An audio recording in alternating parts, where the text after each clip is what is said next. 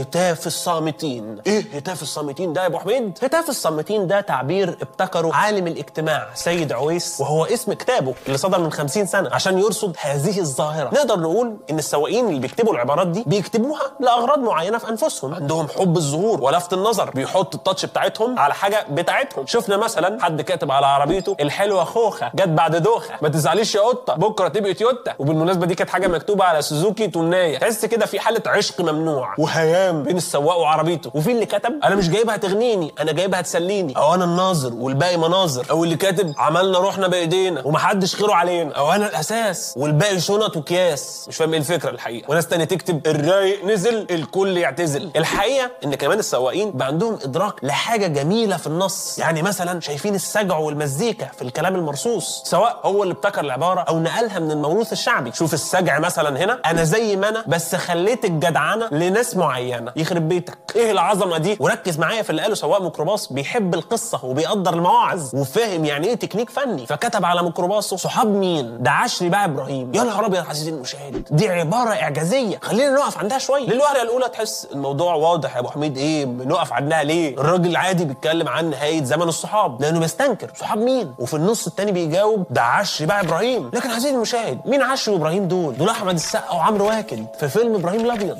فاحنا قدام احاله ضمنيه الوجن، يعني اشاره غير مباشره لفيلم مدته ساعتين اتلخص في 6 كلمات. وبدل ما يقول لك كلام عادي زي زمن الصحاب انتهى، احالك لفيلم وقال لك عشري بقى ابراهيم. احيانا كمان السواقين بيكونوا عايزين يسجلوا انطباعاتهم عن الواقع واللحظه التاريخيه اللي بيعيشوا فيها، وده غالبا بياخد صوره غضب واحباط. فيقول لك مثلا العالم فالصو والناس الطيبه خلصوا، او الصحاب في كل حته والكويسين 5 6، او في المصلحه كله معاك وفي الشده روح وانا هستناك. اللي هو في ايه يا عم، في ايه؟ ما تعالى معايا. استنى انت، بروح انت، انا بحصلك بعدين. كل مره بتقول لي كده ما تجيش. الحاجه الرابعه هو ان السواقين احيانا بيكون عندهم رغبه في تاكيد قيمه معينه. السواق بيحس انه له دور اصلاحي زي اي مفكر. شفنا مثلا البحر واحد لكن السمك الوان، وشفنا مثلا عربيه نقل عليها عباره للبيع وتحتها جمله الجمل لو نخ مش عيب، الرجوله في الدم مش في الجيب. وبنلاحظ كمان ان السواقين بيستخدموا اللغه لممارسه العنف اللفظي. ازاي؟ لما تبص للعبارات المكتوبه دي تحس ان في حرب شوارع بين السواقين. اسمع معايا كده، عجوز بس رياضي والدكر يقف قصادي، اللي يلعب مع الديب يستحمل التعذيب، هتعدي حدودك هنهي وجودك، التوك توك اللي ما فيهوش صايع حقه ضايع. ده معناه يعني ان هو صايع، او يمكن يكون يعرف حد صايع تاني في توك توك تاني. قدر تتقدر، تغلط تتقدر. واحد تاني كاتب في حاله الشكوى من القياده اخبط دماغك في الحيطه، اللي هو انا حتى مش هقفلها، لا سجع ولا قافيه، كله يخبط دماغه في الحيط، حتى اللي بيسمع، حتى قواعد اللغه العربيه. وفي اللي خاف يتاكل حاف، ولو زعلان والله البحر مليان. ده على عكس الاولاني، لا التزم بالسجع بس برضه اخبط دماغك في الحيط، او لو بتعرف تعوم انزل بقى عوم. وفي الخربوش بخرطوش، لا ده مجرم، ده خطر، ده ابتعد عنه.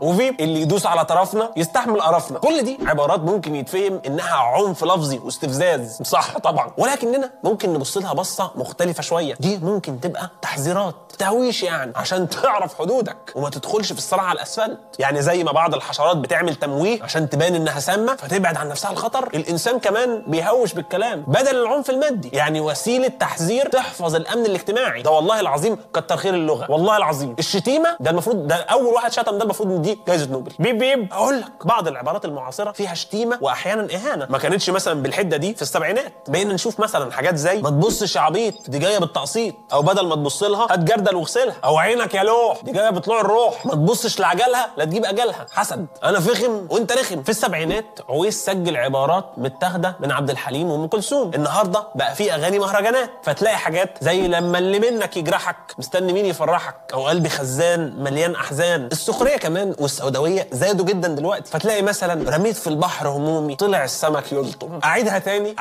رميت في البحر همومي طلع السمك يلطم. في واحد يقول لك في ناس من كتر اللف والدوران بدات تدوخ. هاتولها كرسي يا جماعه، لو الحياه خوف الموت راحه. يا ساتر يا رب يا جماعه، حد يبقى يطمن على الراجل ده والنبي. الواضح عزيزي المشاهد من هذه الظاهره ان السواقين عايزين يحسوا ان ليهم صوت مسموع وقدره على التاثير في محيطهم، وكمان واضح ان عندهم تصور لقارئ ما بيحاولوا يقنعوه، فاختاروا هيكل العربيه عشان ينقل اصواتهم ويعبر عنهم، واستغلبوا اساليب السخريه والاحاله الضمنيه، ومزجوا بين كلمات الاغاني وكلام عادي، وكانوا في الغالب حريصين على ان الكلام يبقى موزون وله قافيه. شفناهم بيسخروا من حال الدنيا وتقلباتها، وبيهددوا غيرهم على الطريق، وبيتفائلوا وبيتشائموا ويعبروا عن الخوف والغضب والقلق والتسامح. وشفنا نماذج للتحولات اللي حصلت من سنه 1970 لحد النهارده. فهل ممكن من بعد 20 سنه من دلوقتي في اليوبيل الفضي للبرنامج مثلا نحتاج نقدم حلقة جديدة عن التكاتك والميكروباصات؟ طبعا مش بعيد، لأن أي مجتمع بيحصل فيه تغيرات، والشيء الوحيد المستقر في هذا العالم هو التغيير.